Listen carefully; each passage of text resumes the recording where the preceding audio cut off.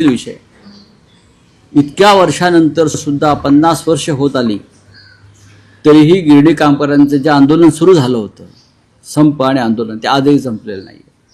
सरकार आली आणि सरकारे गेली. गिरणी कामगारांना घरं देण्याच्या नावाखाली त्यांना कुठे टाकतायत?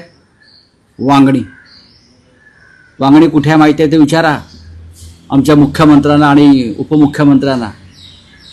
माननीय उद्धव ठाकरे यांनी जे एक प्रस्ताव दिला आहे, या गिरणी कामगारांना धारावी पुनर्वसन प्रकल्पाच्या संदर्भात ज्या जागा तुम्ही अडाणीला दिलेल्या आहात त्याच्यामध्ये गिरणी कामगारांना सुद्धा जागा मिळाव्या, ही आमची मागणी आहे. मुंबईतल्या शिल्लक गिरणी कामगारांना किंवा त्यांच्या कुटुंबियांना मुंबईतच आपण प्रस्थापित केलं पाहिजे. विस्थापित नाही करायचं, प्रस्थापित केलं पाहिजे. तसं नसेल तरी मुंबईतले सगळे मोठे मोठे भूखंड आपण अडाणीला का देतोय? धारावी संदर्भात त्यांना आपण TDR दिलेला आहे, धारावीचा इतका मोठा भूखंड दिलेला आहे. याशिवाय मदर डेअरीपासून दैसर मुलुंडचे टोल नाके, डंबी ग्राउंड, मिठागृह असे अनेक भूखंड त्यांना दिल्यावर हे कोणत्या धनदांडग्यांसाठी आहेत? मुंबईचा गिरणी कामगार हा इकडला भूमिपुत्र आहे, मराठी माणूस आहे. आमची मागणी कायम राहील की ह्यांना मुंबईच्या बाहेर न टाकता यांना धारावी पुनर्वसन प्रकल्पात सामावून घेतलं पाहिजे, मुंबईतच किंवा मुंबई उपनगरामध्ये. आणि यासाठी जर हा मोर्चा असेल तर हा मराठी माणसांचा आवाज आहे. शिवसेना पक्षप्रमुख उद्धव ठाकरे या मोर्चाला शेवटी उपस्थित राहतील. जी सभा होणार आहे तिकडे ते मार्गदर्शन करतील. शिक्षकांचा प्रश्न तर आहेच. हे सरकार नक्की कोणते प्रश्न सोडवत आहे? गिरणी कामगारांचा प्रश्न सुटलेला नाही, सुटत नाही. शिक्षकांचे प्रश्न सुटत नाहीत. प्रत्येकाला आश्वासनं आणि तोंडाला पानं पुसली जात आहेत. मग सरकारने गेल्या काही काळामध्ये नक्की कोणते प्रश्न सोडवले? ठेकेदारांचे, आमदारांचे 50-50 कोटीचे. हिंदी सक्ती केली, मराठी माणसाचे प्रश्न तुम्ही वाढवलेत, चिंता वाढवलीत. मग सरकार करतंय काय? हा एक गंभीर प्रश्न या राज्यापुढे उपस्थित झालेला आहे. गिरणी कामगार आणि शिक्षकांच्या आंदोलनाला माननीय शिवसेना प्रमुख उद्धव ठाकरे यांनी पाठिंबा दिलेला आहे, सक्रिय पाठिंबा दिलेला आहे. आजच्या मोर्चामध्ये आमचे सचिन अहिर असतील, इतर सगळे शिवसेनेचे प्रमुख त्यात सक्रिय सहभागी या मोर्चाच्या आयोजनामध्ये. आणि म्हणूनच सन्माननीय पक्षप्रमुख उद्धव ठाकरे आजच्या मोर्चाला गिरणी कामगारांचे उपस्थित राहणार आहे. सर, आमदार संजय गायकवाड यांचा व्हिडिओ समोर आला. त्यांनी कॅन्टीनमध्ये आमदार निवासच्या कॅन्टीन आहे तिथे जाऊन मारहाण केली आहे. मात्र मारहाणीनंतर त्यांनी एक स्पष्टीकरण दिलं की डाळ खराब होती, त्यामुळे हा प्रकार जो घडलेला आहे. जर डाळ खराब असेल त्याला जबाबदार कोण आहे? तुमचं सरकारच आहे ना. ही डाळ, याच्यापेक्षा वाईट डाळ महाराष्ट्रामध्ये आदिवासी पाड्यांवर गोरगरिबांच्या घरामध्ये मिळते. मोदी जे काय फुकट धान्य वाटतायत सगळ्यांना, त्या धान्याची क्वालिटी आपण बघा. फक्त आमदारांना 50 कोटी मिळालेले आहेत, ठेकेदारांना, जे जेवण करणारे कॉन्ट्रॅक्टरना 50-50 कोटी मिळालेले नाही आहेत. त्याच्यामध्ये भ्रष्टाचार आहेच त्या कॅन्टीनमध्ये सुरू. म्हणून अशा प्रकारे टॉवेलवरती मारहाण करायची का आमदारांना? तुम्ही चित्र पहा.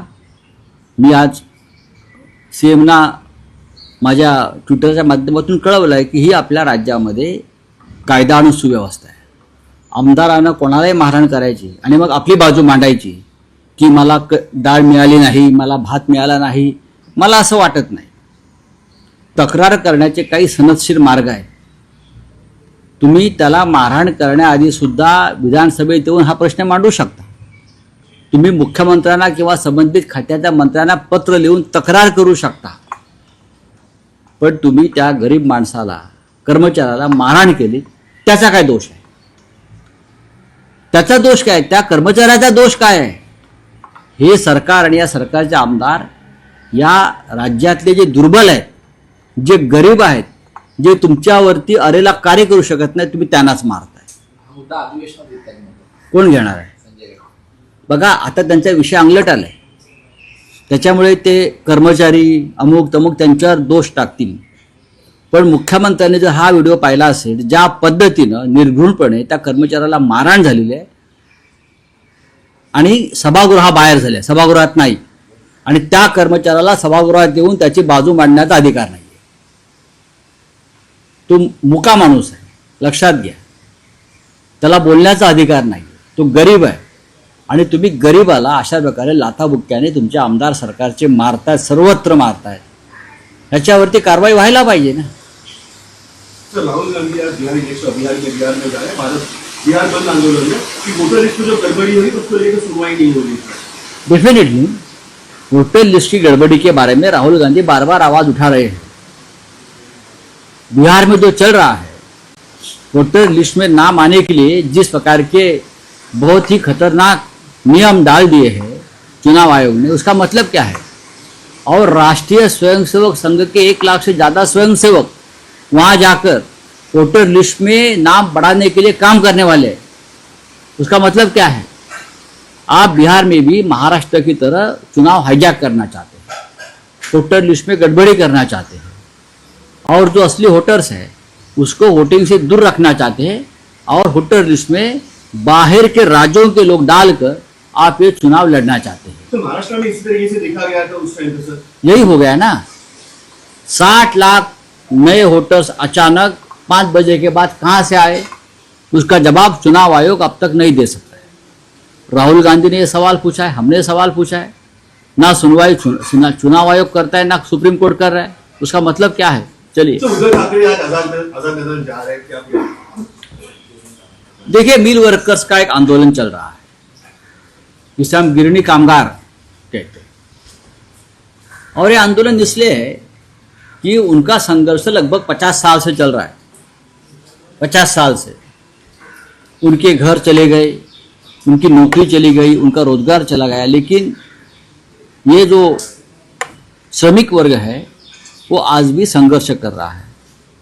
यही लोग थे जब मुंबई में महात्मा गांधी ने चले जाओ का नारा दिया था, तो यही गिरनी कामगार, गिरनी कर्मचारी, वर्कर्स गांधी जी के साथ, ब्रिटिश के साथ लड़ रहे थे. यही लोग थे मुंबई के लिए हमारे साथ लड़ते हैं. यही लोग हमेशा किसी भी आंदोलन में सड़क पर आते हैं.